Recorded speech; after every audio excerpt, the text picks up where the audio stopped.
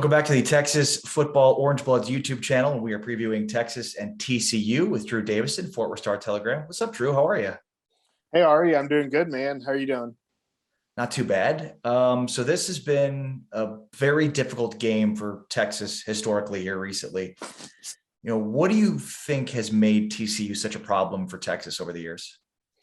Well, I think it's probably multiple factors, but at the end of the day, I think TCU just gets fired up for Texas. Their guys, whether it's the effort level, the concentration, all of that is just at another level. Whether it's because Texas didn't recruit them because they know their friends there, whatnot. I just think the effort level and intensity during practice leading into it is usually pretty good. And obviously Gary Patterson, had Charlie Strong's and Tom Herman's number, so to speak. So he really kind of excelled in terms of just out scheming those guys. So I think a combination of a lot of things, but at the end of the day, I just think, this is, kind of TCU Super Bowl, so to speak. Yeah. TCU is a little bit different this year. Defensively, they've got some pieces, but and we expect Gary Patterson's defenses to always be good. But why have they been disappointing defensively to start this year? That's a good question, Ari. And if I knew, I'd probably be making a lot more money than I am. But no, I think you look at injuries. They were, without Kari Coleman, arguably one of their best defensive ends. They've been without Noah Daniels. Some have him as the top defensive prospect on TCU's roster this year. Corey Bethley missed the SMU game. They're starting defensive tackle, super senior, who's got some pro potential. So they have had some injuries, but also, they just flat out haven't played that great. I mean, they just they've got a fairly, I wouldn't say young secondary, but just maybe inexperienced or new to Gary's system. When you look at a TJ Carter who transferred here from Memphis. Obviously a good player, but just it takes time, to really grasp and excel in Gary Patterson's defensive scheme. So, there's a lot of factors, but at the end of the day, I mean, that they've missed guys from injuries. They've lost two safeties and Garrett Wallow, the linebacker, to the NFL. So it's just been a slow start. And up front, they've always, these last couple of years, they've really started slow just in terms of pass rush and getting to the quarterback. And they're kind of going through that same sort of thing once again. Were you surprised by the loss to SMU? I was. I actually thought TCU.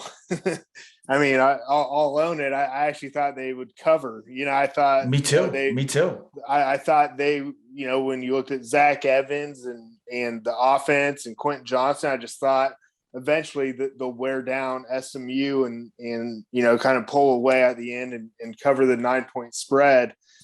Clearly that I was mistaken, but SMU is better than I thought. They I knew they had good talent, good skill positions, but playing a lot of tech close, I wasn't quite sold on them, but I guess in hindsight, maybe that was kind of a trap game for them if they were looking ahead to TCU.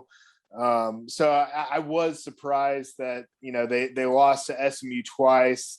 I know that's a game Gary Patterson obviously cares a lot about, just, given his post game and the lingering drama, so to speak, from that game. But yeah, I all in all, I was surprised. I thought TCU coming off a bye week, SMU playing La Tech close. I just thought, hey, TCU, they were at home, etc. Everything seemed, to point toward TCU winning. So with that being said, I mean, this team's now 2-1 with this really tough loss to SMU, a defense that's given up a ton of points. Like, what do you expect out of this Texas game? It's funny because, like, part of me thinks Texas could blow them out. The other part of me says, though, haven't you seen the last 10 games between these two teams? Right. Yeah. No, I actually think it'll be close. I do think it'll be a one-score kind of game where, hey, if like last year, for instance, TCU, they're 7-2, but I would argue that Texas more lost the game than TCU won it last true. year. When you look at the goal line stand and the fumble and whatnot, it's Texas was kind of right there to have it, but that is kind of the Tom Herman era, just In a nutshell. in one game, one Yeah. play, whatever you want to call it. Totally. So it not to take credit away from TCU, but they kind of, I would say, backed their way into that win, so to speak. But obviously they made plays to be there at the end. So I do think it's going to be one of those where it kind of hinges on just a couple plays, like a lot of these games do. But yeah, I mean, it looks like Texas. It's so easy to say, oh, SMU run for 350. Well, Bijan Robinson and Johnson should run for 400, right? But obviously, I think TCU's going to fix some of those mistakes, play with a little more effort, a little more energy. They'll get some guys back like a Corey Bethley, who I mentioned earlier. So I think the defense will play better, but they have been suspect to the pass against Cal. They were suspect against the run against SMU, and to the pass against SMU too. But I do think they'll play this game more competitively. And I do think, like I said earlier, that this is, a game they treat kind of like a Super Bowl type event. Yeah. And essentially you brought up earlier the belief in the three-headed monster, the big three of Duggan, Evans, and Johnston. What happened to the SMU game, especially the second half with Evans? Was it just that they got down and so they stopped running the ball? I mean, he had 15 for 113. What happened in the SMU game in terms of their offense? Why wasn't it more explosive? Yeah, it's one of those things where it's hard to point a finger. I don't know if it was Max just not making the right reads or taking the right shots. A couple deep balls were dropped early in the first half. So, maybe he was a little hesitant to pull the trigger, so to speak. They had a big fourth down play in the second half and went with Kendre Miller over Zach Evans. And afterward, Gary Patterson said one of them was tired, which I guess would mean Zach Evans, which was still kind of a puzzling decision there. But, not a knock on Kendre Miller, who's flashed and had a pretty – shown he's more than capable of carrying the ball, but obviously Zach Evans is a special kind of player. So you'd think he'd get the ball in that situation. But, I also think, it's 21-21 at half. And I don't know TCU just didn't really seem to make the necessary adjustments. And Jim Leavitt, who's obviously a well-respected defensive coordinator, kind of, did X, Y, Z to counter what TCU was doing, and they weren't ready for it. And it really just kind of stalled out there in the second half. And I don't know if TCU has a great reason why. I think, part of me thinks they were kind of surprised it was a tie ball game going into half, even though you thought they'd have momentum making that fourth down goal line stand. I do think they were thinking, hey, we should be up more. So maybe they just pressed in the second half. It might have been just that simple, that the offense just thought they had to do more than they really did. What's the tenor from TCU fans on Gary Patterson at this point in time?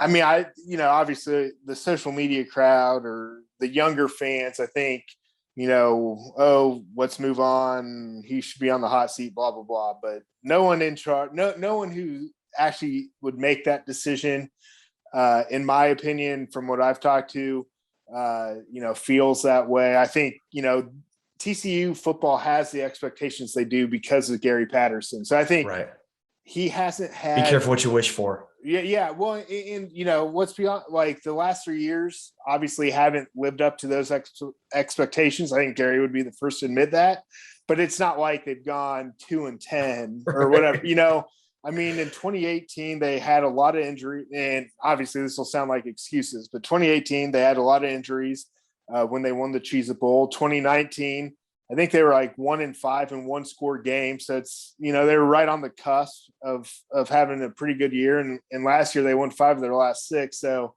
you can kind of see points where, hey, they're not too far off from being back to that, 2014, 2015 caliber team. If they get some of those one score losses to turn. And obviously people would argue that's on Gary, but at the end of the day, long story short, I don't think he's on a quote unquote hot seat or anything like that. I think TCU, at least the people in charge, are willing to let him right the ship, so to speak, as opposed to making a rash decision just based off one game or even a couple bad games if it kind of goes down that path.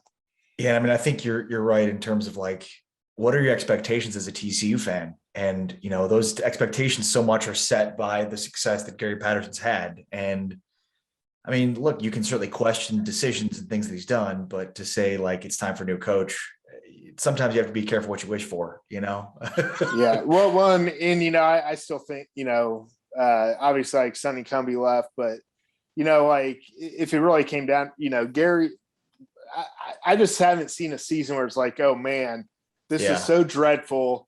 He needs to, has he lost it? And some people might argue that he's lost his fastball or whatnot. But at the end of the day, despite this start, if you look at the last couple of years, their defense has been pretty dang good. They've had he's developed guys into first round NFL talents, from the defensive side. So it's one of those things where it's kind of easy to think like, hey, let's get some fresh blood. But it's not like this ship. It's not like TCU's just falling way off track or anything. They're not like Kansas. that. Yeah.